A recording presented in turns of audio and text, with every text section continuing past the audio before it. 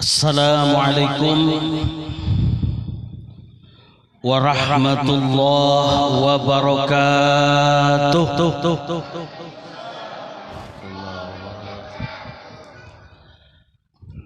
Alhamdulillah alladzi bi ni'matihi tatimmus shalihat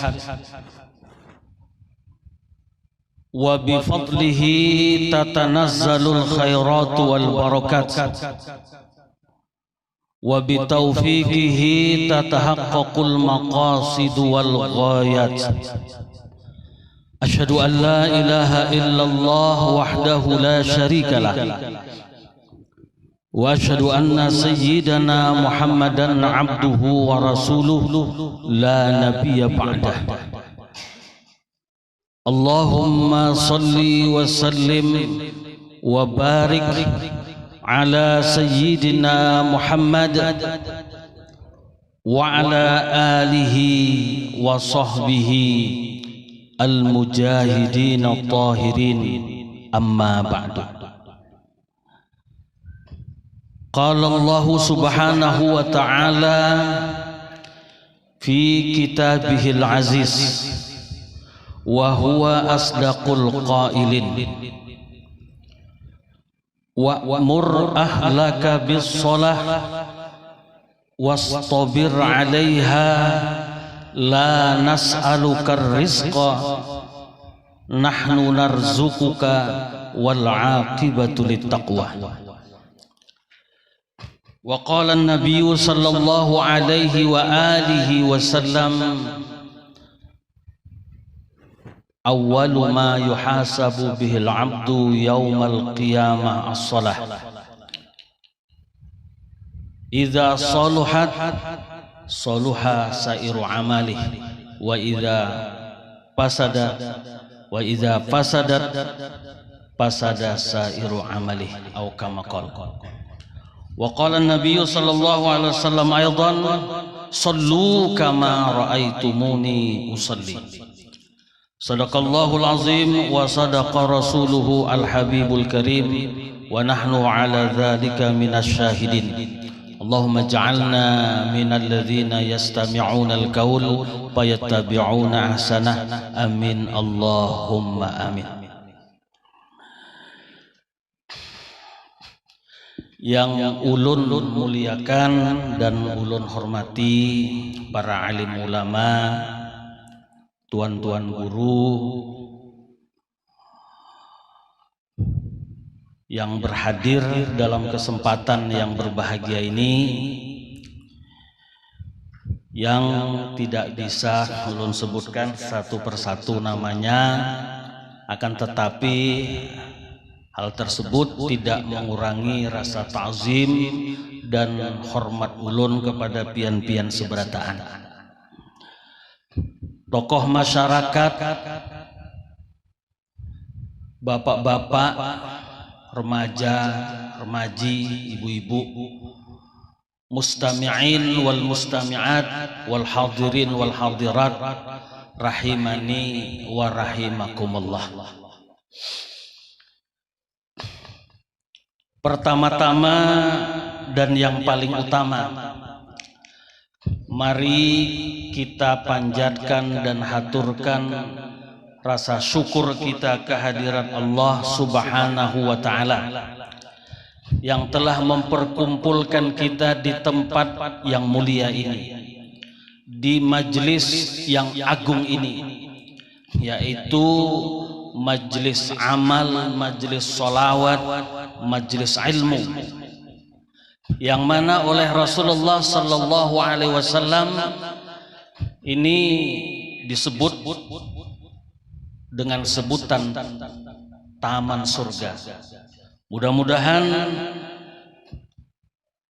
kita dikumpulkan di dunia, juga kelak nanti harapan kita dikumpulkan di akhirat di surganya Allah subhanahu wa ta'ala. Amin ya rabbal alamin.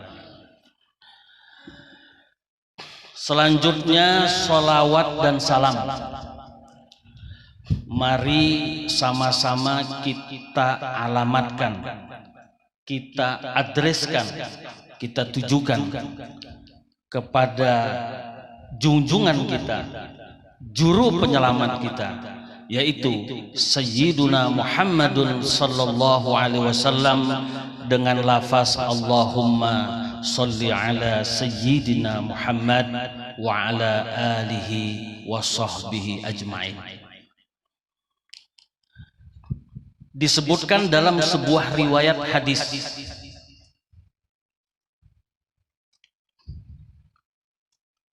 kelak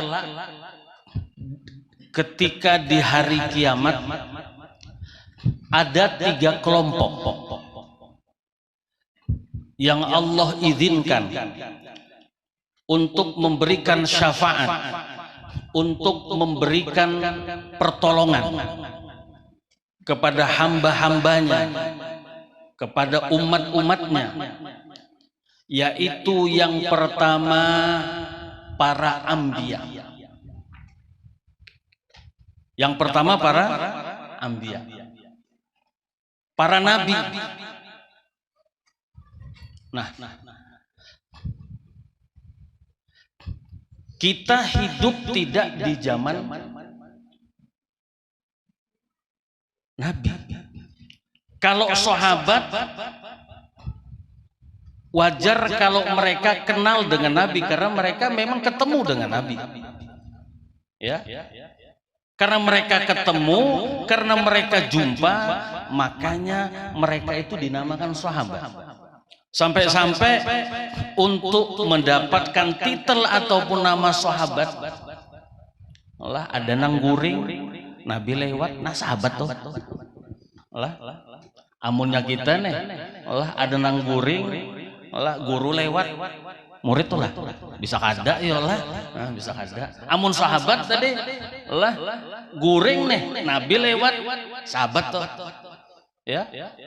Atau ngelihat nabi jauh-jauh, ya, ngelihat aja, sahabat, ya. Atau yang ngelihat itu nabi jauh-jauh, berdapat kada lah, bepanderan kada lah, itu sahabat, ya. Jadi jelas ya, sahabat itu ya karena Nabi kenal dengan mereka, lah mereka kenal dengan Nabi, jelas dapat syafaat. Ya. Nah, lalu kita yang hidupnya di masa belakangan ini gimana ya?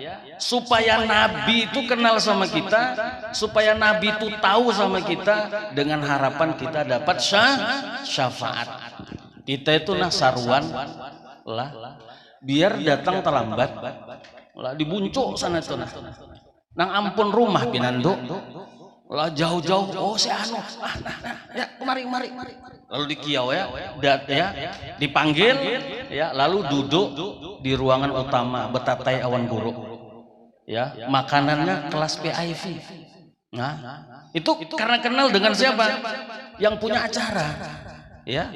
Nah lalu persoalannya bagaimana ya baginda Rasulullah Sallallahu Alaihi Wasallam itu bisa kenal sama kita supaya kita dapat syafaat. Masya Allah, kita tadi sudah baca maulid. Baca maulid itu apa? Salawat. Tadi terakhir yang dibaca qasidah burdah, ya, itu juga salawat. Disebutkan di dalam hadis Nabi Sallallahu Alaihi Wasallam, ya, ketika umat Nabi itu bersalawat, maka Allah mengutus malaikat ya, untuk menyampaikan selawat kita kepada Nabi, bahwasanya umat sampian Fulan bin Fulan mengucapkan selawat kepada sampian. Nah maka Nabi tahu ya kepada kita. Nah maka umat yang semakin banyak berselawatnya kepada Nabi, maka Nabi ya semakin kenal. Ya. Ini tadi harapan kita, bahwasanya kita mengadakan acara pada malam ini memperingati peristiwa Isra wal Mi'rajnya Nabi, dengan harapan mudahan Nabi itu pinanduk awan kita agar kita tadi mendapatkan syafaat beliau. Di dalam hadis disebutkan, inna ummati yud'auna yaumal qiyamah, sesungguhnya umatku nanti mereka yud'auna yaumal qiyamah, dipanggil, yu'rafud, dikenal, dipinandui ya awan Nabi sallallahu alaihi wasallam. Bayangkan di padang mahsyar, di padang mahsyar ya, terkumpul semua umat ya, dari mulai zamannya Nabi Adam sampai Adam Jordan, sampai ya ila yaumil qiyamah.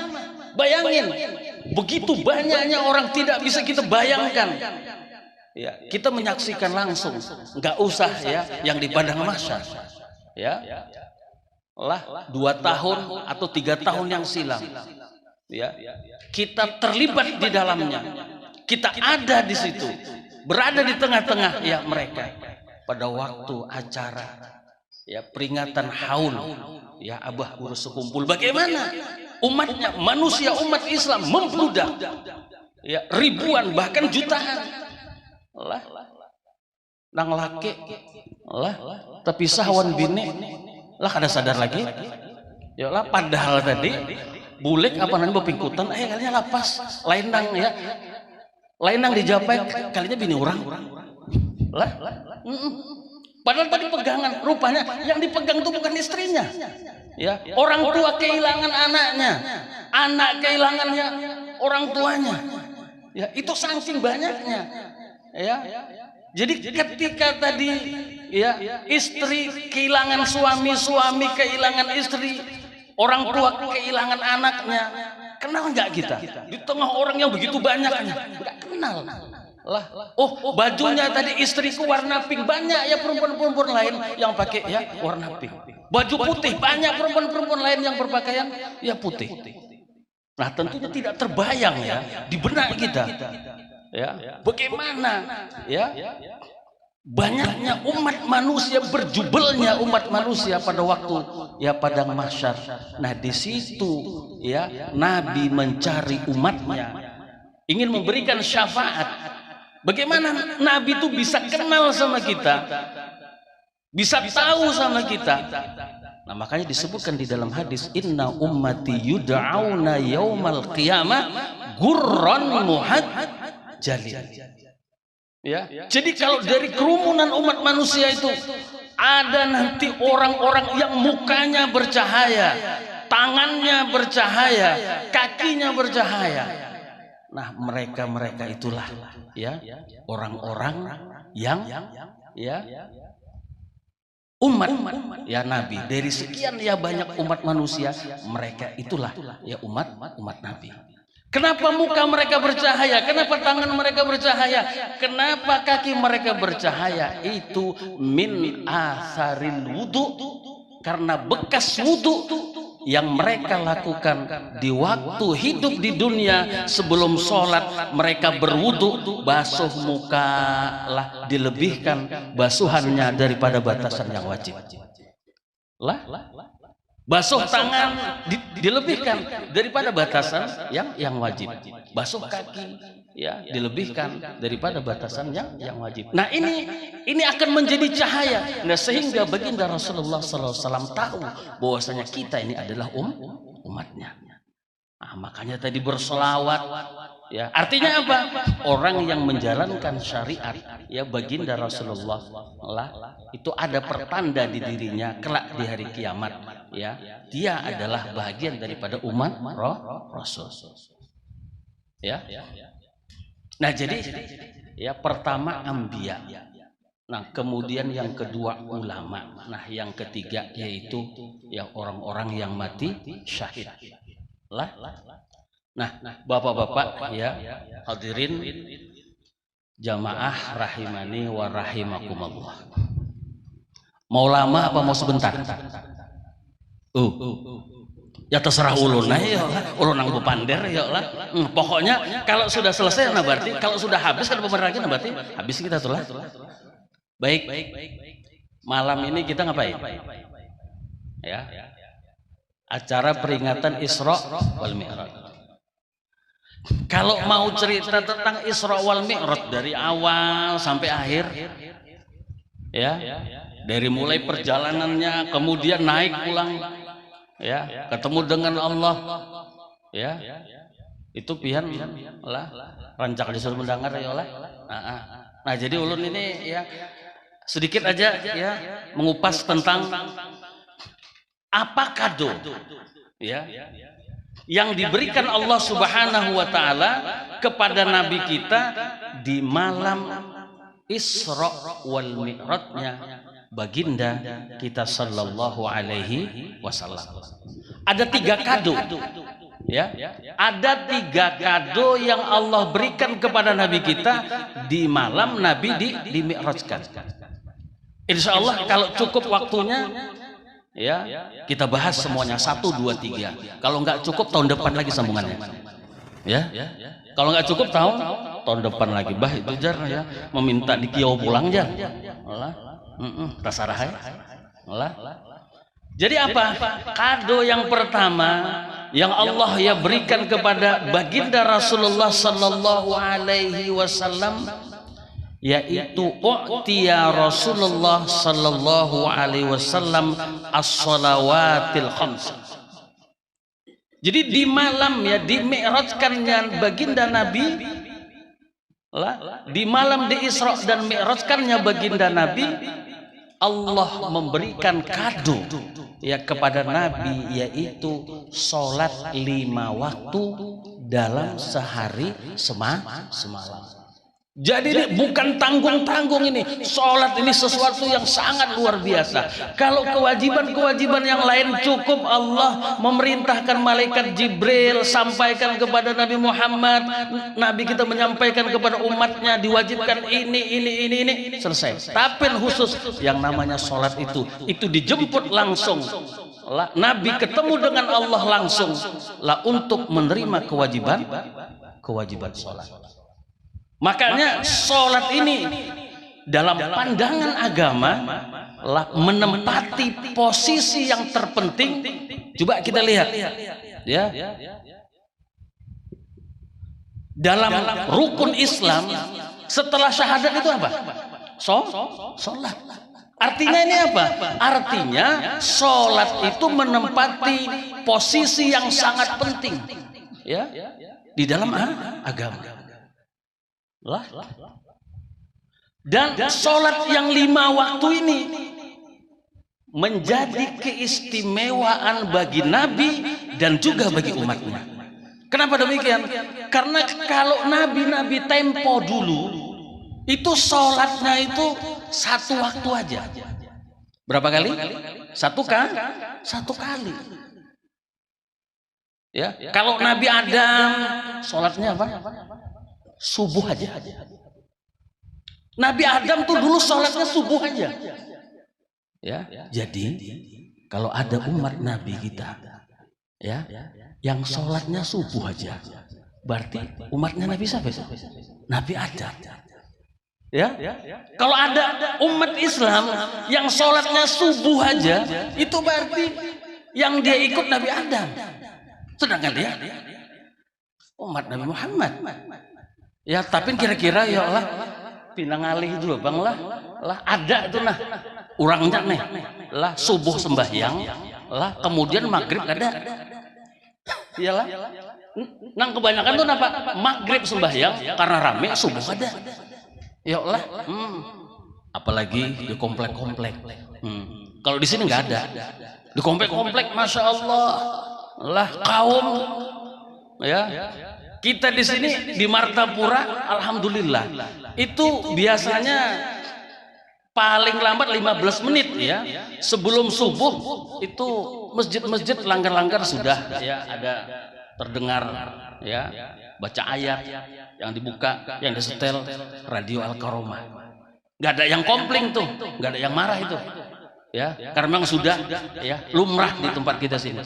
Ya, itu 15 menit ya, belum lagi subuh sudah dihidupkan itu radio.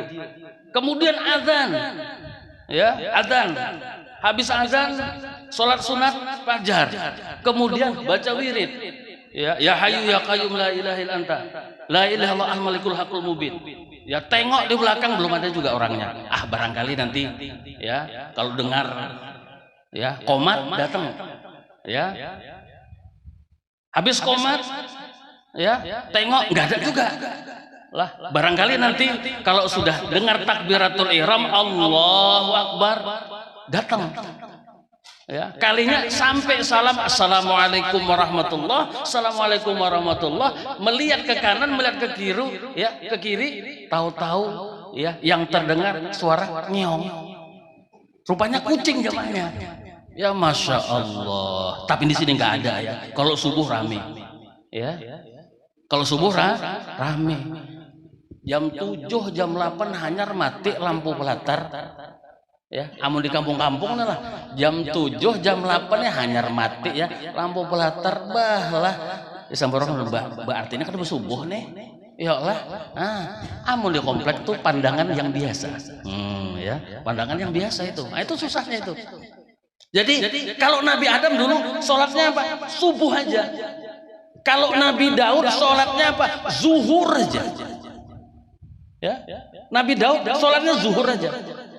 Nabi Sulaiman sholatnya asar aja, ya. Nabi Yakub sholatnya maghrib aja, ya. Nabi Yunus sholatnya isya saja, ya.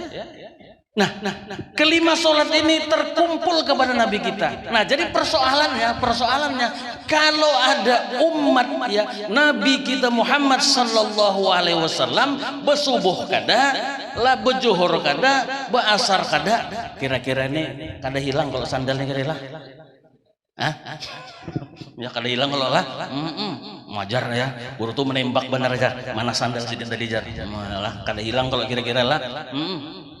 Jadi kalau ada nih umat Nabi tadi kan subuhnya enggak, ya zuhurnya enggak, asarnya enggak, maghribnya enggak, isyanya juga enggak. Ini umat siapa? Umat Nabi Adam enggak? Ya. Apalagi umat Nabi besar Muhammad sallallahu alaihi wasallam. Padahal apa? Ya di bulan ini, ya di bulan Rajab ini ada satu doa yang diajarkan Nabi kita ketika awal-awal masuk ya bulan Rajab ini, Allahumma barik lana fi Rajab wa Sya'ban wa balighna Ramadan. Ya Allah berkatilah kami di bulan Rajab ini dan di bulan Sya'ban dan panjangkanlah umur kami, usia kami sampai bulan Ramadan. Berkat itu apa? Bertambahnya kebaikan Tuhan. Ziyadatu ya khair al-ilahiyah. Itu kan berkat. Yang tadinya tidak sembahyang lah bulan Rajab ini rajin sembahyang. Yang tadinya sholatnya tadi ya di rumah aja, sekarang sudah berjamaah ya di masjid, ya di langgar, di musola. Kenapa? Karena kita ini ya jamaah sekalian ya amal-amal nang wajib itu disuruh ya kita menggawinya itu betampai. Amun nang sunat di rumah. Kalau yang wajib ya disuruh ya betampai tadi. Bahkan ya ada ibadah yang tidak sah ya dikerjakan kalau dilakukan secara diam-diam di rumah aja. Apa itu? Sholat Jumat. Coba pian di rumah aja. Apakah ada sah? Yalah, harus apa? Harus ke masjid. Harus ke langgar. Bolehlah berjumat di langgar. Bolehlah. Jangankan di langgar ya, di tanah lapang pun boleh ya. Ya. Di tanah lapang pun boleh ya. Enggak apa-apa kan? Enggak apa-apa. Karena coba buka ya kitab-kitab fikih. Kada ada adalah di dalam kitab-kitab fikih itu yang menyebutkan ya bahwasanya syarat sah Jumat itu harus dikerjakan di masjid. Ya. Pokoknya Jumat itu dikerjakan di kawasan permukiman. Ya, bisa masjid, bisa apa ya. Jadi nggak apa-apa ya. Apalagi dengan alasan-alasan tertentu ya. Itu tadi ya. Kadang-kadang kita harus apa? Harus memperlihatkan. Ya, kadang-kadang harus memperlihatkan. Nah, jadi tadi sholat.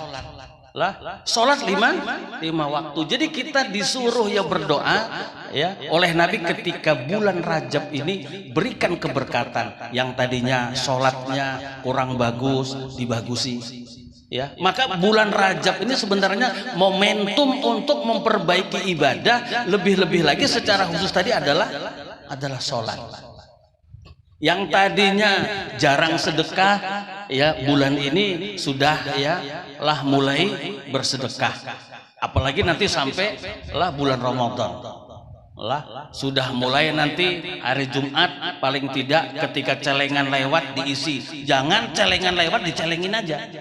Namanya juga celengan katanya. Jadi dicelengi aja atau membuat subhanallah, alhamdulillah. Ya. Jadi tadi apa? Sholat. Jadi sholat itu di dalam agama menempati peran yang sangat penting. Ya, makanya Imam Ahmad bin Hambal, siapa? Imam Ahmad bin Hambal, ya. Ahmad bin Hambal salah seorang murid terkemuka dari Imamuna Asy-Syafi'i rahimahullah taala rahmatal abror. Beliau berpendapat apabila orang yang meninggalkan sholat, orang yang meninggalkan sholat, tarikus sholat, hukumnya kafirun mutlaqan. Ya. Orang yang meninggalkan sholat, beliau menghukumkan kafirun mutlaqan. Kafir secara mutlak. Apakah dia meninggalkan sholat itu karena mengingkari kewajibannya, atau meninggalkan sholat itu karena ditanya kenapa pian kali sembahyang ujar orang stadium berapa kenapa enggak puasa kenapa enggak zakat semuanya jawabannya kalinya mahir, kalinya apa mahir, mahir sudah amo sudah mahir nih alihai yalah. Makanya pembiasaan sholat itu sudah apabila kita selaku orang tua wajib menyuruh anak ketika umurnya 7 tahun, suruh muru as-sabiyya bisolah, suruh anak yang umurnya 7 tahun itu dengan mengerjakan sholat. Nah ini bagi kita orang tua ini kadang-kadang ini salah satu dosa yang nggak kerasa disangka tadi masih halus juga jar, belum laginya apanya dewasa, belum dia tadi lagi apanya balik. Padahal kalau umurnya sudah 7 tahun, kewajiban orang tua menyuruh anaknya untuk mengerjakan sholat. Tapi jangan disuruh aja. Bukan hanya sekedar disuruh saja, tetapi ajari bagaimana tata cara sholat itu dengan benar. Wudunya gimana? Nanti kalau nggak diajari wudhu, apalagi kalau anak perempuan, waktu menyapu kepala, nanti rambut yang disapu tadi rambut yang panjang yang sampai misalnya sampai pantat. Rambutnya panjang, lalu yang disapu tadi itu saja. Salah wudhu yang seperti ini. Salah. Karena yang sah disapu itu adalah rambut kepala. Rambut kepala itu itu kalau di dalam fikih ada rambut bagian depan. Kalau ditarik sampai ke dagu, kalau lebih daripada dagu itu namanya sudah rambut yang berada di luar batasan kepala. Itu rambut depan. Kadang-kadang tuh kan kalau perempuan rambut depan ini jambulnya panjang ditarik sampai dada. Takut-takutnya di waktu di waktu wudhu yang disapu tadi bagian itunya. Padahal tadi kalau ditarik itu keluar daripada batasan dagu, itu berarti keluar daripada batasan kepala. Nah berarti tidak sah wudhunya. Samping kanan samping kiri itu namanya batasannya sampai bahu sini. Jadi kalau lebih daripada itu, nah berarti keluar daripada batasan kepala. Rambut belakang itu sampai tengkuk atau ya buri tundun. Kalau lebih daripada itu, nah berarti itu sudah di luar daripada batasan kepala. Jadi bukan hanya disuruh saja, suruh ajari bagaimana tata cara pelaksanaan ya sholat yang benar, bagaimana ya wudhunya, bagaimana ya menutup auratnya dan sebagainya dan sebagainya dan sebagainya. Kalau gitu orang tuanya harus alim. Kada jar guru jar apa namanya, amunnya istilahnya salah mengajari pulang jar, ulurnya kada tapi paham jar kiau gurunya. Bayari yalah bapang yalah digaji gurunya ya lah. Masa ini les nanti apa ya apa namanya bimbingan belajar bimbel lah ya. Nanti anak ini bimbingan belajar ya bahasa Inggris ya, terus apa mati-matian ya, terus apa namanya biologi fisika itu dileskan ya, tapi masalah baca Qur'annya, masalah sholatnya itu tidak diperhatikan.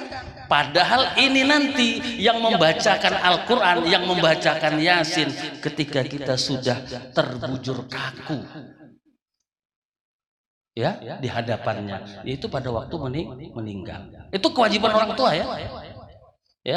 Kalau nggak bisa dileskan, ya paling tidak disekolahkan ke agama ya. Itu berarti sudah lepas ya tanggung jawab orang tua. Nah nanti kalau umur 10 tahun masih ninggelin juga apanya sholatnya, itu pukul, tapi janganlah pula sampai patah-patah ya kan, awak juga nanti yang repotnya kan, janganlah pula sampai patah-patah ya, pukulan yang mendidik. Jadi tadi sholat. Jadi menurut pendapat Imam Ahmad bin Hambal, orang yang meninggalkan sholat itu kafir secara mutlak. Kalau dalam madzhab kita Syafi'i ditanya dulu, sampian kada sembahyang kenapa tahu kapian sembahyang itu wajib? Tahu benar, tumat bahari aja. Tapi kenapa kada sembahyang? Ya tadi patuh kada sembahyang. Nah amun seperti itu aja, apa hukumnya?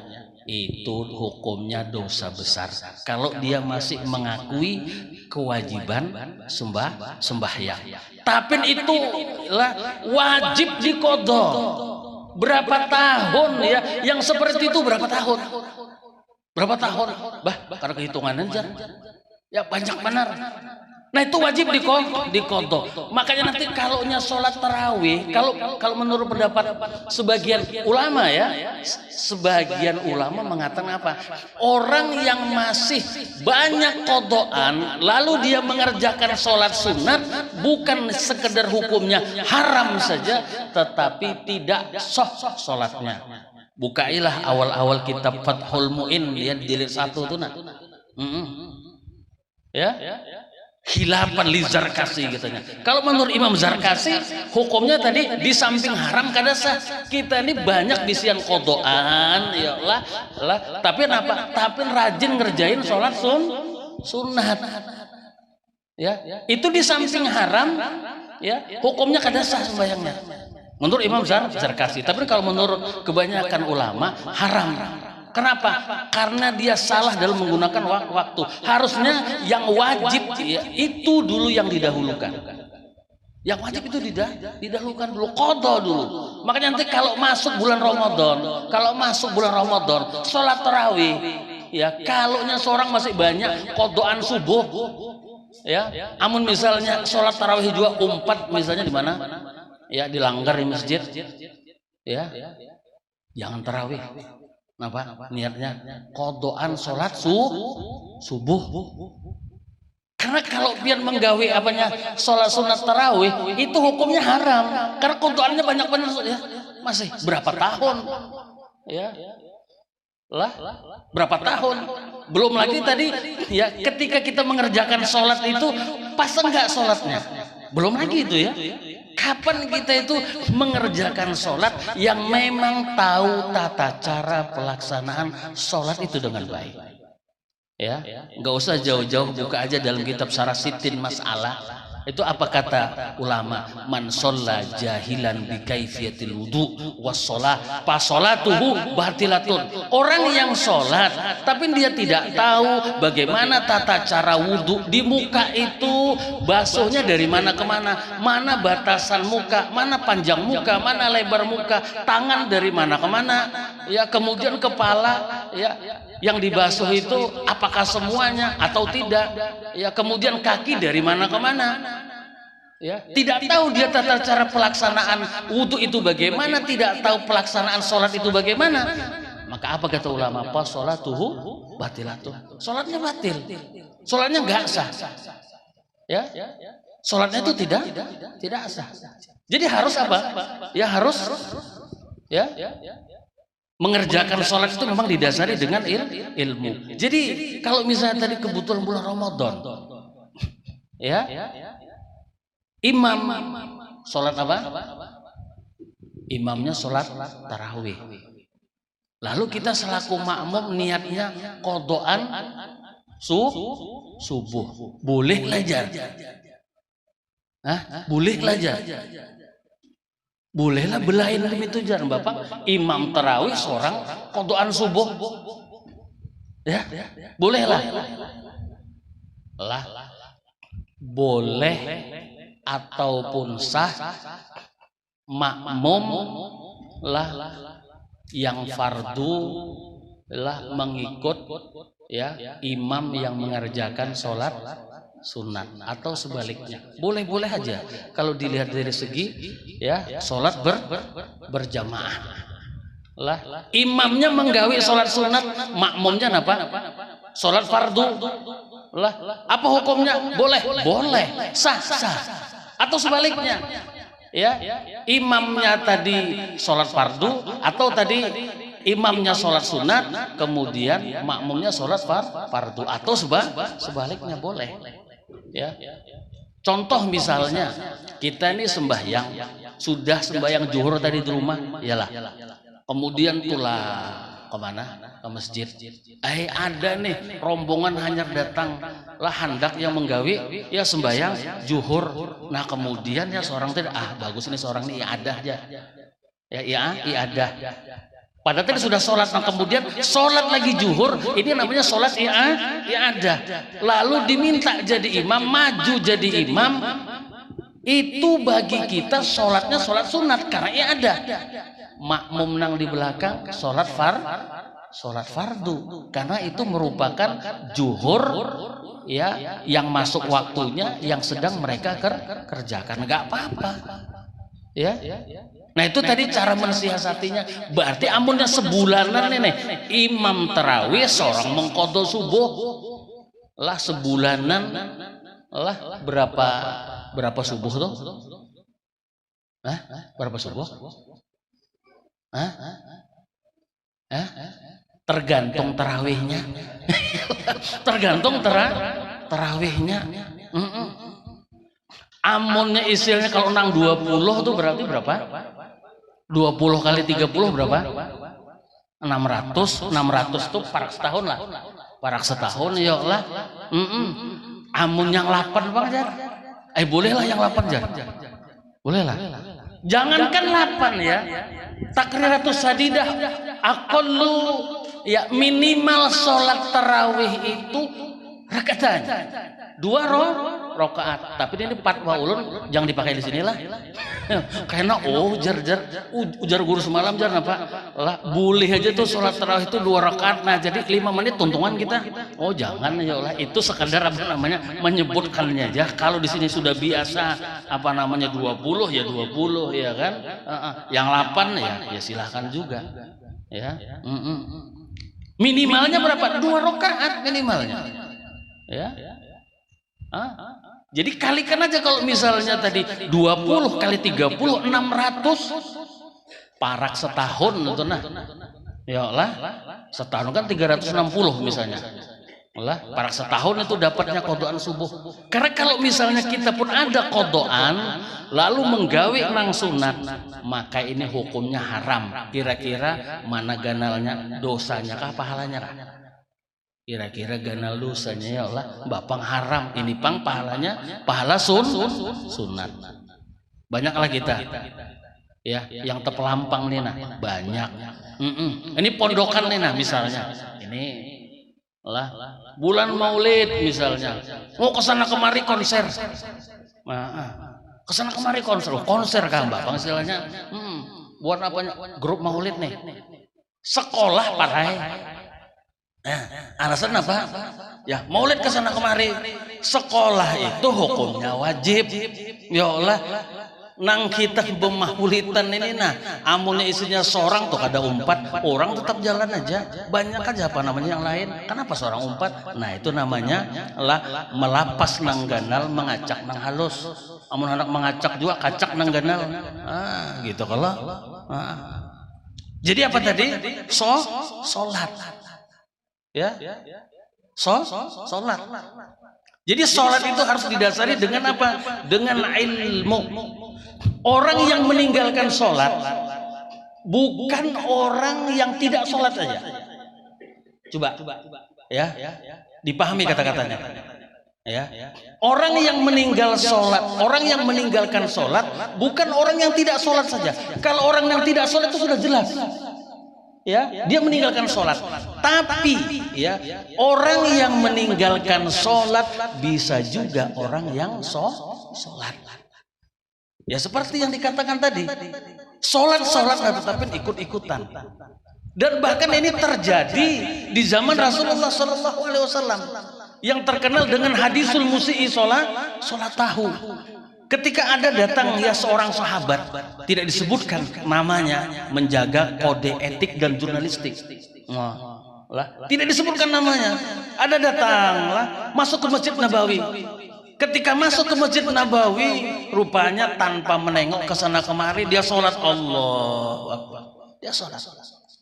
Tanpa sepengetahuan laki-laki ini, ya, bahwasanya Rasulullah SAW yarmukuhu. Rupanya Nabi ada di salah satu pojok ya Masjid Nabawi sedang yarmukuhu. Apa yarmukuhu itu? Mengawasi gerak-gerik tindak tanduk ya laki-laki ini. Ya, diawasi sidin dari mulai mengangkat takbir, lah posisi kaki, yalah. Karena itu lain sekali ya. Orang yang sholat paham, ngerti, nengok dari ya posisi dia berdiri, posisi kaki itu. Nah, kita sudah tahu orang ini ngerti, paham fikih atau tidak. Makanya kata ulama, ngelihat orang itu paham, ngerti fikih itu, lihat sholatnya. Berdirinya aja ya sudah salah. Kenapa? Tabirangkang berdirinya. Maaf adalah tabirangkang, paham kah? Tabirangkang tuh paham lah ya. Ulun kadang-kadang nih mensesuaikan bahasa juga kadang-kadang tuh ya. Ya tabirangkang ya lah. Amunnya lelakian tuh kekurang lebih Jepang lah. Amunnya bebinian kada bagus lalu. Tabirangkang ya lah. Nah itu ya sudah keliru itu kan. Padahal di dalam agama itu jaraknya antara posisi kaki kanan kaki kiri itu bisibrin, satu jengkal. Lah kemudian ini nah arahnya ke kiblat, ya kan? Jadi diperhatikan Nabi laki-laki ini. Ya kemudian dia salam assalamualaikum warahmatullah, dia menoleh ya ke kanan. Menoleh ke kanan itu jangan pindah pemalar benar ya lah. Assalamualaikum warahmatullahi wabarakatuh. Itu pemalar benar ya. Gawe nang sunatnya nampak. Nah, menolehnya pipi kanan ini dilihat oleh makmum yang sebelah kanan. Ya. Pipi kiri ini dilihat oleh makmum yang sebelah kiri. Kalaunya imam. Begitu juga jamaah yang lain. Ya. Jadi ketika menoleh ke kanan lah tapi hati-hati. Ya, hati-hati. Ya, sering terjadi kesalahan. Ya, sering terjadi kesalahan di waktu menoleh ke kanan dan ke kiri tadi, belum lagi keluar daripada sholat, itu posisi dada tidak menghadap kiblat. Nah, ulun anak betakun ini. Ini yang santri-santrinya mana nih? Tunjuk tangan. Yang santri-santrinya mana? Ya, ini ya belakang nih ya. Nah, ini ya. Santri ya. Kelas berapa sudah? Kelas berapa? Kos dua wusto, masya Allah, tabarakallah. Ya, nah, salam, ya, assalamualaikum warahmatullah yang kita baca di waktu hendak mengakhiri salam, mengakhiri sholat maksudnya, itu nang wajibnya sampai di mana yuk? Seberataan kah? Assalamualaikum warahmatullah. Seberataan kah? Coba tuh, nang tertawa tadi pinanya tahu tuh ini ulangnya. Lah, apakah isinya assalamu? Itu sudah tuntung sembahyang. Maksudun tadi, nah, di mana tuntungnya kita nih daripada sembahyang pada waktu mengucap salam tadi, nah, di mana tuntungnya? Nih. Ayo. Ini pelajaran sholat ini. Ayo. Mana? Jawab aja. Sampai mana? Assalamualaikum warahmatullah. Nah, jadi amun sudah warahmatullah, tuntung mati sembahyang lah. Ya kah? Nah. Ayo. Adakah kira lagi? Atau apa namanya pemaulitannya aja gini leh? Binata tua sedikit. Ya lah. Di mana kira-kira yuk? Nah. Ayo jawab aja kada Bapak. Salah kada ulun diriakan kada. Amun di sekolah bisa ulun diriakan ya Allah. Sampai mana? Sudah. Ya kalau sudah dijawab gini. Apa? Takutan salah tuh supane ya Allah. Jadi ya tuntungnya kita sembahyang waktu mengucap salam itu sampai assalamualaikum. Ya, amun sudah mengucapkan mim dari assalamualaikum, nah berarti pian itu sudah tuntung sembahyang. Kalau pang tadi misalnya nih perhatian sembahyang menahan apa? Menahan nah awak nih, nah begini-gini nih sudah. Nah apa nih? Imam menahani kantut atau menahani Nah jadi amunnya kada tahan lagi assalamualaikum langsung mencapil ya, buka ke belakang boleh. Kenapa? Sudah tuntung sembahyang. Kada yang sampai tuntung warahmatullah itulah kada. Jadi kalau sudah assalamualaikum, nah berarti kita sudah keluar daripada sholat. Ya. Nah, yang kita khawatirkan di waktu salam itu, ya, belum lagi tadi mengucap yakum. Ya, masih assalamu. Nah, ini posisi dada ini, umpat namanya bergeser. Nah, berarti kan kada menghadap kiblat lagi. Lah, sedangkan tadi belum lagi selesai daripada sholat. Nah, maka hukumnya apa? Batal. Itu hati-hati. Ya. Nah, jadi ketika ya mengucap assalamualaikum tadi, menoleh ke kanan, menoleh ya ke kiri, rupanya ada di situ baginda Rasul sallallahu alaihi wasallam. Ya. Sahabat ini, sahabat adalah orang yang sangatlah menjaga adab tata krama dengan Nabi. Dia samperin Nabi. Nah, batu jar guru ya samperin jan. Inya parake. Ya, dia dekati Nabi. Ya, ketika dia dekati Nabi, dia ucapkan salam assalamu alayka ya Rasulullah. Ya, lalu dijawab ya oleh Nabi wa alaikumussalam wa alaikasalam. Tapi apa? Setelah Nabi menjawab salamnya, kata Nabi, irji fasolli fa innaka lam tusolli. Apa maksud irji? Ya, fasolli fa innaka lam tusolli. Bebulik ikam ujar Nabi. Lah, karena kamu tadi belum lagi sholat. Karena Nabi yang nyuruh, sahabat ini nggak banyak tanya, langsung ya bebulik, lalu sholat. Sehingga ringkasnya kejadian ini terjadi sampai 3 kali. Jadi tuntung sembahyang paraki lagi, ujar Nabi buliki pulang, bebulik pulang sampai 3 kali.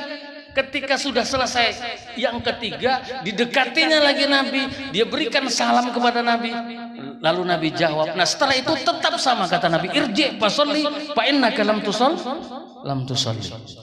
Kembali engkau, karena engkau tadi belum sholat. Nah ketika sudah 3 kali disuruh, ya angkat tangan, mentok, ya Nabi Ya Rasulullah, ulun kada kawa lagi sembahyang dengan tata cara, dengan kaifiat yang lebih baik daripada yang ketiga tadi. Karena tentunya ketika ditegur kali yang pertama, kerjakan yang kedua, berusaha memperbaiki. Ditegur lagi, ya kerjakan kali yang ketiga, terutama ya akan berusaha ya mengerjakan sholat tadi dengan yang lebih baik. Itu pun masih ya disuruh diulangi lagi, itu pun masih salah. Kata ya laki-laki ini tadi, ya Rasul, ulun nggak bisa lagi sholat dengan tata cara yang lebih baik ya dari yang ketiga tadi. Kalau begitu ajarilah ulun ya. Lalu diajarilah Nabi. Nah sehingga hadis ini disebut dengan hadisul musii sholat tahu, hadis yang menjelaskan ya ada seorang sahabat yang salah ya dalam mengerjakan sholatnya. Apa yang bisa dipahami dari hadis ini? Ya, ini poin yang penting.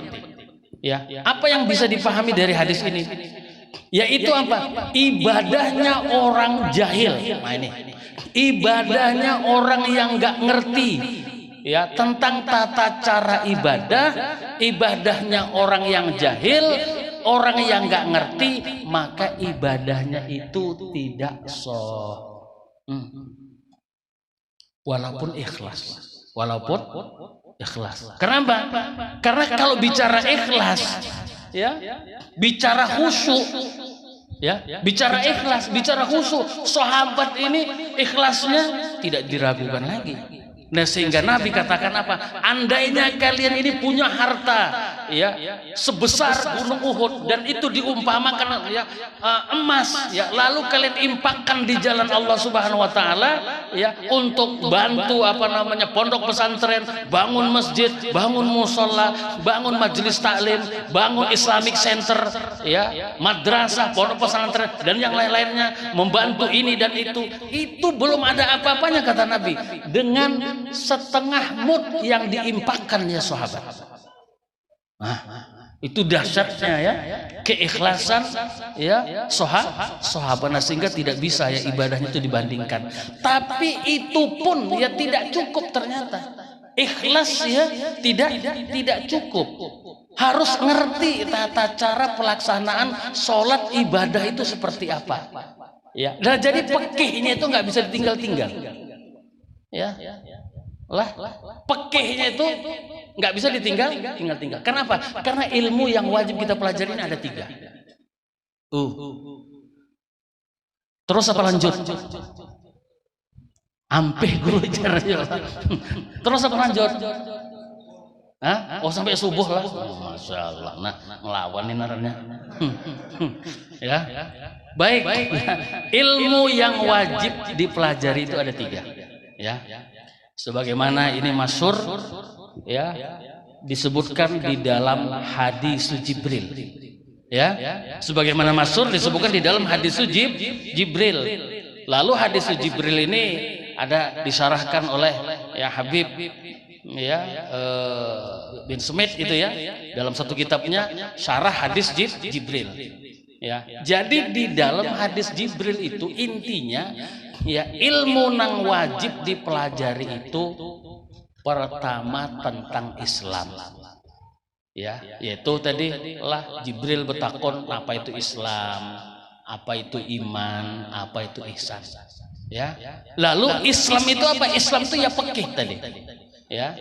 Kemudian iman itu apa? Iman itu ya tauhid tadi ya. Ihsan itu apa? Ihsan itu ya tasawuf ya. Ini kalau nang wajib kita pelajari. Makanya jangan pindah dulu ngaji ya, ngaji yang sunat-sunat sebelum yang wajib ini beres ya.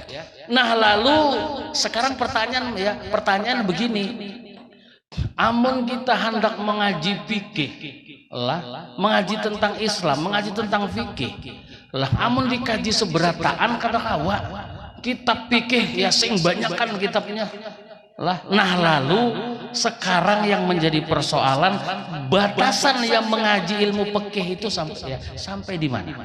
Artinya kalau sudah kita tahu batasannya, berarti itu adalah target yang harus kita capai. Ya, ya kata ulama sekedar mensahkan tata cara kita beribadah. Mau sholat ngaji tentang sholat. Lah, mau sholat ngaji tentang sholat dan hal-hal yang berkaitan dengan sholat. Kaji dulu, ya. Termasuklah mengkaji apa masalah banyu. Ya Allah, mana banyu nang boleh diwuduhakan karena bewudu awan setrop kandangan. Ya Allah, habis muha Allah hibak awan samut. Allah, lah atau kena napa? Ada tuh kalau napa AC kan naranya, ya kah? AC itu adalah ya di pembuangan itu keluar banyu adalah ada ya lah. Nah itu nah banyu itu nah boleh kada diwuduakan. Kalau misalnya lah musim kering ya lah, ada aja banyu tapi banyu dari AC boleh lah diwuduakan. Ya itu mutlakah kadakah? Ya, oh disebutkan di dalam kitab Syarah Yaqutun Nafis ya Ibnul Muallib bahwasanya air yang keluar dari AC ya, AC itu dalam bahasa Arabnya al-mukayyif ya. Itu dikatakan juga air yang mutlak. Ya, jadi amunnya diwuduakan ya boleh aja.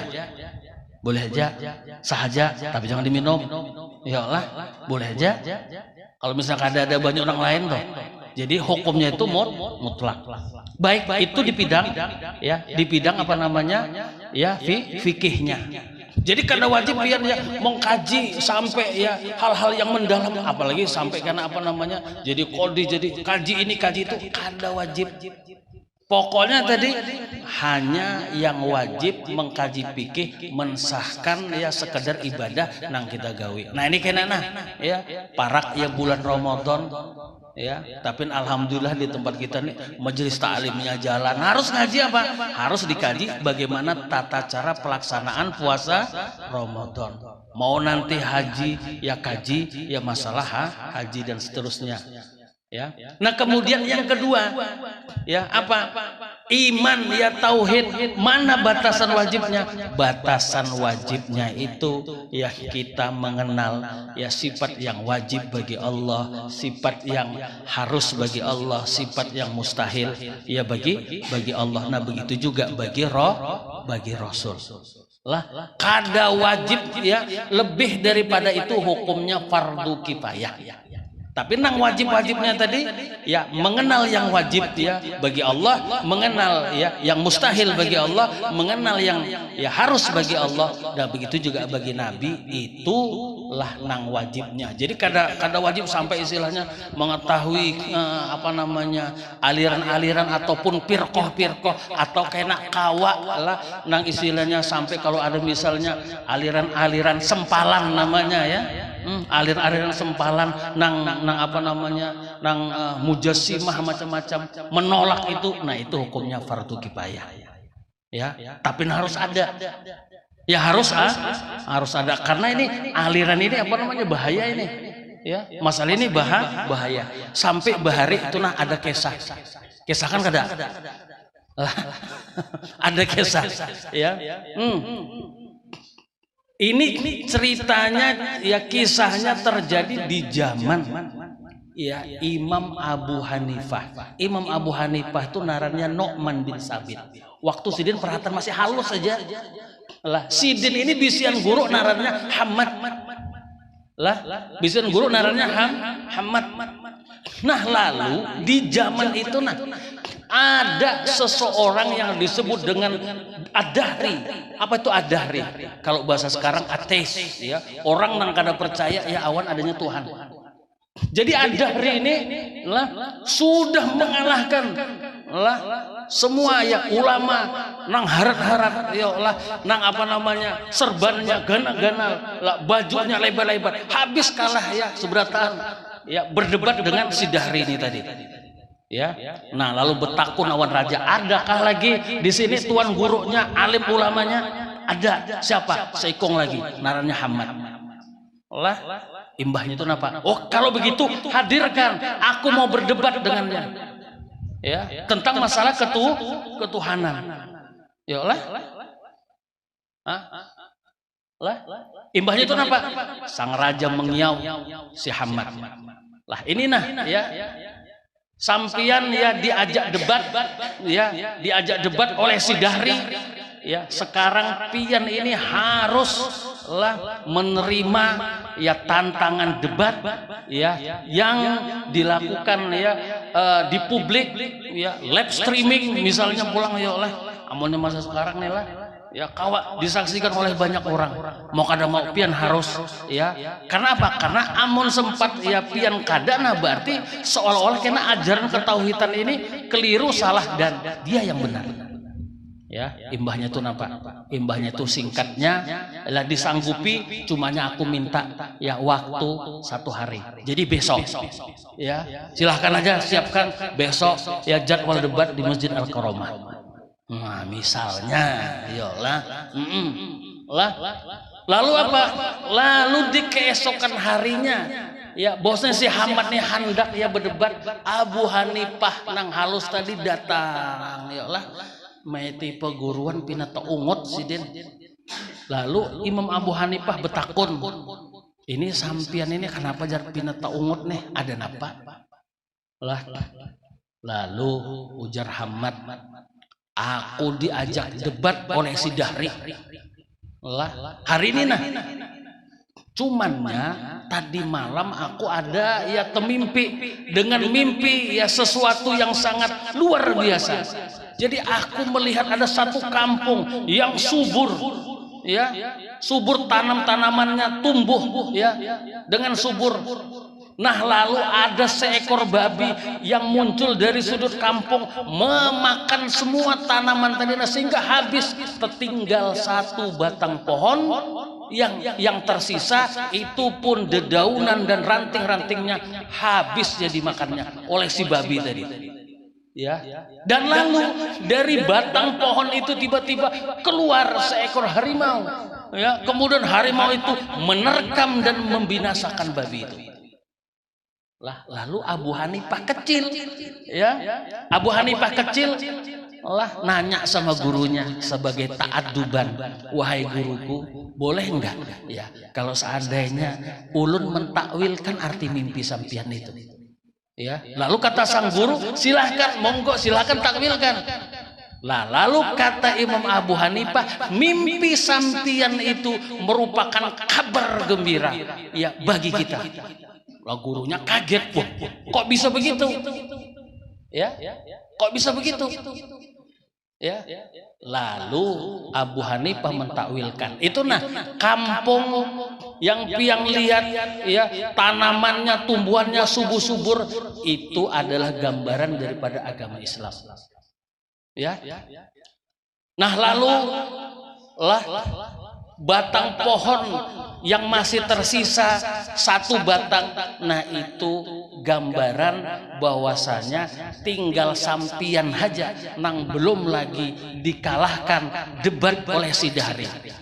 Nah sedangkan ya babi yang keluar ya dari sudut kampung lalu memakan semuanya, ya itu adalah si Dahri yang sudah mengalahkan para ulama yang tadi serbannya besar-besar, ya bajunya tadi lebar-lebar. Nah kecuali nang tertinggal sampian aja. Nah sebuting lagi, harimau nang keluar ya dari batang pohon itu adalah ulun. Wah, iyalah. Wah, ulun kena nang akan apa namanya mengalahkan si Dahri. Wah, mendengar ya pentakwilan seperti itu apa? Ya, bersemangatlah ya lah guru beliau. Kalau begitu sekarang kita juga berangkat. Oke, berangkat. Ya, ini di Masjid Karomah sudah ramai nih. Misalnya ya, sudah lah, lalu sampai sudah di tempat, ya si Dahri berdahulu naik ya ke mimbar, ya si Dahri duluan naik ke mimbar. Lah lalu kata si Dahri, ayo siapa? Ya si Hamad tadi mana yang mau berdebat dengan aku? Lalu nang menjawab, malah kada usah peguruan ulun yang menjawab pertanyaan sampian, ulun aja lah nang menjawab. Lalu ditengok ini ya yang menjawab ya lah apa namanya kata-kata beliau ini ditengok anak-anak, ya anak-anak kecil kemarin sore nang menek alak naik, nang menek alak naik. Nah, bahasa apa pulang tuh jar? Itu bahasa sebelah itulah, bahasa sebelah ya. Nang menek alak nai, yang kecil anaknya. Ya, bahasa Batak itu ya. Nang menek alak nai. Ya. Lalu ya, lah kata Sayyidah Hari, ente yang mau jawab.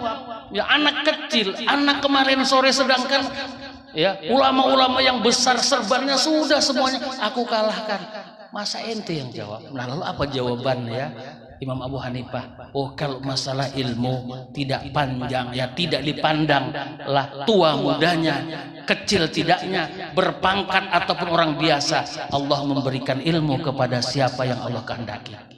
Nah, ringkasnya lah terjadilah perdebatan. Pertanyaan pertama yang dilontarkan si Dahri kepada Imam Abu Hanifah, kata kalian Allah Ta'ala itu ada? Iya, ada. Nah, apa yang kita saksikan di dunia ini, setiap yang ada itu pasti ada tempatnya. Ya, kalau tidak di atas, di bawah. Ya, kalau tidak di kanan, di kiri. Kalau tidak ya di muka, di belakang. Ini namanya asitatu ya al-mutaqabilah. Ya, pasti begitu kan? Kalau ada di atas, di bawah, di kanan, di kiri, di muka, di belakang. Tapi ujar Imam Abu Hanifah, itu secara golibnya kebiasaannya betul, tapi ada ya lah sesuatu yang ada tapi kan ada bertempat. Nah, mulai goyang nih ya si Dahri ya. Kalau begitu tunjukkan ya apa itu yang ada tapi tidak ada tempatnya. Lah nampak semakin keras dia nampaknya ya, semakin semangat ini, padahal jamnya sudah jam 11 ini ya.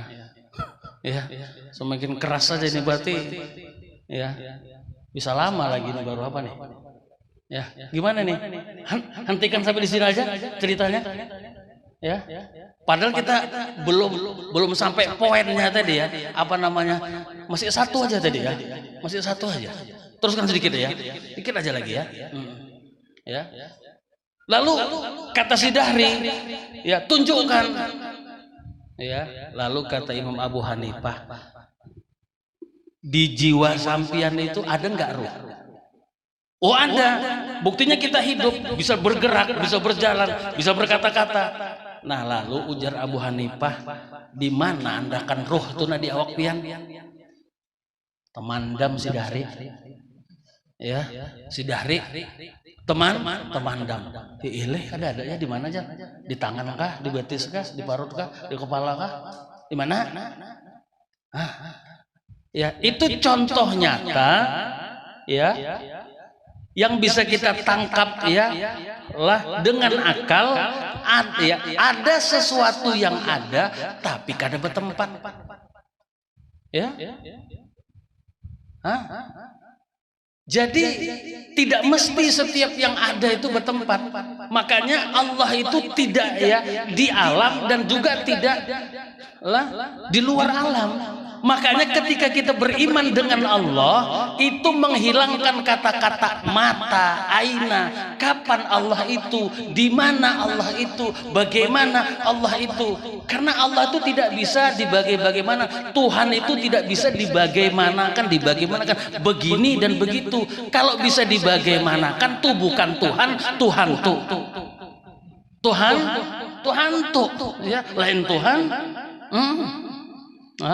Jadi panglima Pak, jangan pikirkan itu. Ya, pokoknya kita yakin tadi Allah Ta'ala itu ada. Ya, jangan kamu pikirkan tentang zat Allah, patah liku dalam hadis, maka kamu akan binasa. Nah, pertanyaan yang kedua, baik. Ya, pertanyaan yang kedua,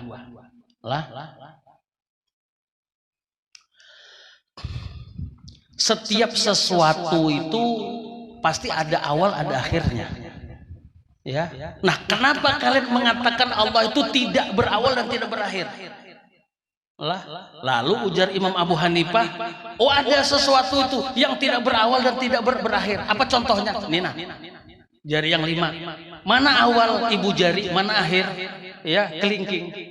Awal ibu jari tidak ada, akhir kelingking pun tidak ada. Itu contoh sesuatu yang tidak ada awal dan tidak ada akhirnya. Baik, terjawab sudah 2. Tinggal 1 pertanyaan pamungkas. Ya, Sidahri ini ya senjata utama, pertanyaan utama yang mengalahkan ya para ulama-ulama besar. Apa pertanyaannya? Lalu Sidahri ya bertanya kepada Abu Hanifah, "Napa gawian Tuhan sekarang?" Nah, iya. Napa gawian Allah Ta'ala? Lalu napa dengan kecerdikannya Imam Abu Hanifah begini, sampian ini salah. Dari tadi kan pian nanya begini, harusnya ya yang nanya itu di bawah, yang menjawab itu di atas. Ya. Nah, sekarang begini, ulun ngasih ya persyaratan, kalau mau sampian turun ya ke bawah, nanti ulun naik ke atas, nah lalu sampian tanya lagi, insya Allah akan ulun jawab.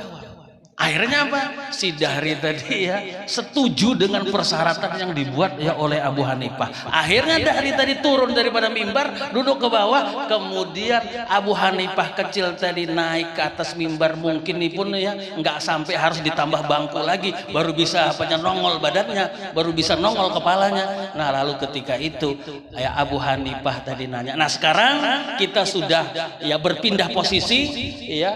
Sampian ya tadinya di atas kemudian turun ke bawah, ulun yang tadinya ya di bawah sekarang naik ke atas. Nah, sebagaimana janji ulun tadi, silahkan sampian nanya, nanti ulun jawab. Ya, lalu Abu Hanifah tadi nanya, apa salah? Sidahri tadi nanya, nah kemudian Abu Hanifah tadi ya menjawab. Nah, tahu nggak? Napa gawian Allah Ta'ala sekarang lah yang bisa kita saksikan? Lalu Abu Hanifah menjawab, kerja Tuhan sekarang ini menurunkan yang batil ya dari di atas ya, seperti sampean ke bawah menaikkan yang hak dari yang di bawah, saya ya dari yang di bawah kemudian sampai ke atas. Itulah gawian Allah Ta'ala sekarang. Nah, bulik kada bepada Sidahri. Sandal pun ada di bawah lagi itu. Kenapa? Lah. Nah itu. Ya. Jadi apa? Jadi itu hukumnya fardu kifayah. Apalagi kan sekarang apa ya? Ya dikit-dikit mana dalilnya? Kan itu ya. Oh itu haram. Oh itu apa namanya harus. Mana dalilnya? Ya. Kita bilang ya kalau masalah dalil, ini dalilnya ada di kampung ulun, namanya ustadz ya, ustadznya ya dalil, namanya ya bapak dalil. Jadi kalau mau berdebat tuh bawa sidin aja, ya kan? Kalau ditanya mana dalilnya ini, ya mana dalilnya ini, ya. Bapak-bapak ya jamaah sekalian ya, mungkin sebagai penutup ya, nah bahwasanya sholat tadi merupakan ya hal yang utama dan penting ya di dalam ya agama kita. Nah sehingga sholat itu dijadikan sebagai tolak ukur diterima dan tidaknya amal-amal kita. Kalau sholatnya baik, maka baik juga ya amal-amal yang lainnya. Kalau sholatnya tadi keliru, ya rusak, maka amal-amal yang lainnya pun juga rusak.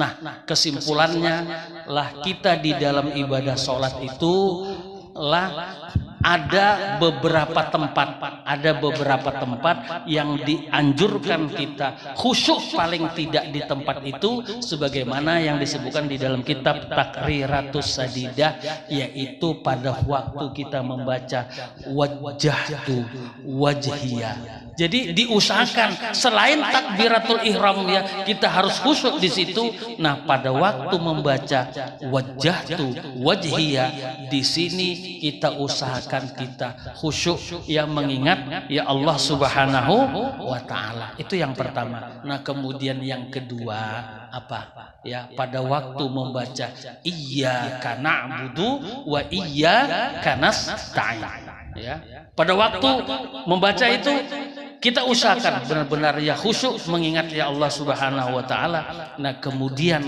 pada ya tempat yang ketiga, pada waktu kita membaca tasyahud, di situ kita mengucapkan salam kepada Nabi.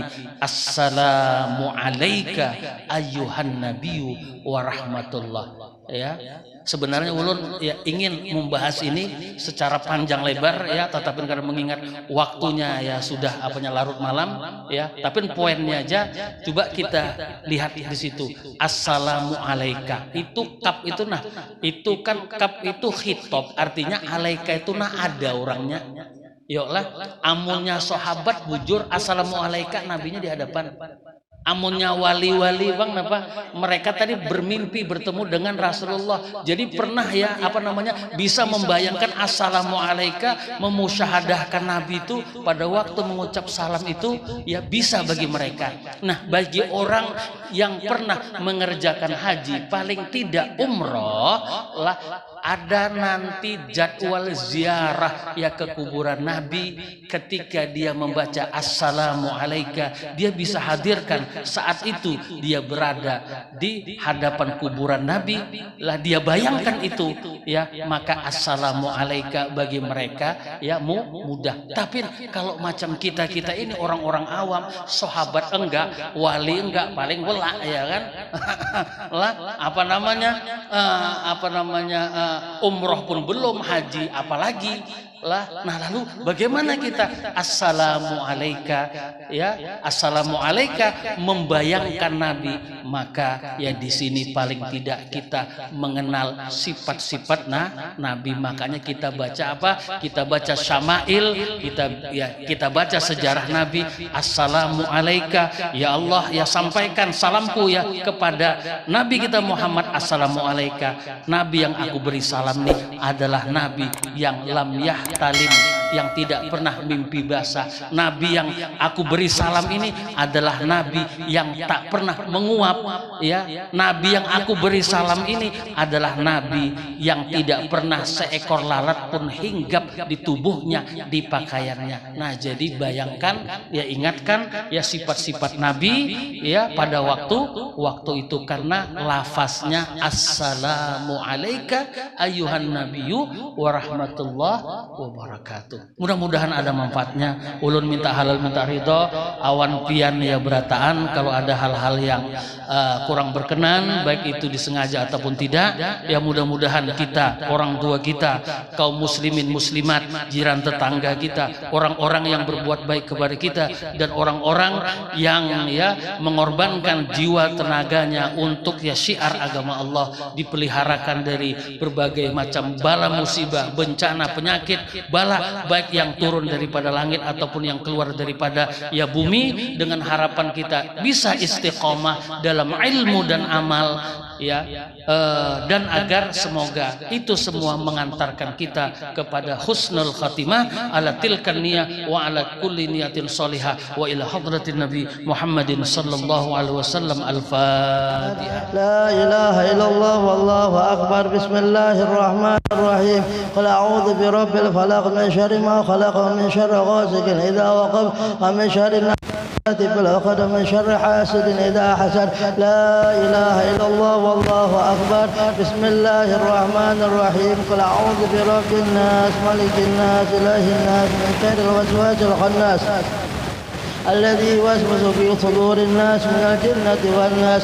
لا إله إلا الله والله أكبر ولله الحمد. بسم الله الرحمن الرحيم. الحمد لله رب العالمين الرحمن الرحيم مالك يوم الدين. إياك نعبد وإياك نستعين. اهدنا الصراط المستقيم صراط الذين أنعمت عليهم غير المغضوب عليهم ولا الضالين. آمين. اللهم صل وسلم على سيدنا محمد في الأولين وصل وسلم على سيدنا محمد في الآخرين وصل وسلم على سيدنا محمد في كل وقت وحين وصل وسلم على سيدنا محمد في الملأ الأعلى إلى يوم الدين وصل وسلم على جميع الأنبياء والمرسلين وعلى الملائكة المقربين وعلى عباد الله الصالحين من أهل السماوات والأراضين. ورضي الله تبارك وتعالى عن ساداتنا أصحاب القدر الجليل ساداتنا أبي بكر وعمر وعثمان وعلي وعن سائر أصحاب رسول الله أجمعين وعن التابعين لهم بإحسان إلى يوم الدين واشرنا وارحمنا معهم برحمتك يا أرحم الراحمين يا الله يا حي يا قيوم لا إله إلا أنت يا الله يا ربنا يا واسع المغفرة ويا أرحم الراحمين اللهم آمين. غفر عبدا قال لا إله إلا الله لا إله إلا الله لا إله إلا الله سيدنا محمد لا إله إلا الله لا إله إلا الله لا إله إلا الله لا إله إلا الله لا إله إلا الله لا إله إلا الله إلا الله لا إله إلا الله لا إله إلا الله لا إله إلا الله لا إله إلا الله لا إله إلا الله لا إله إلا الله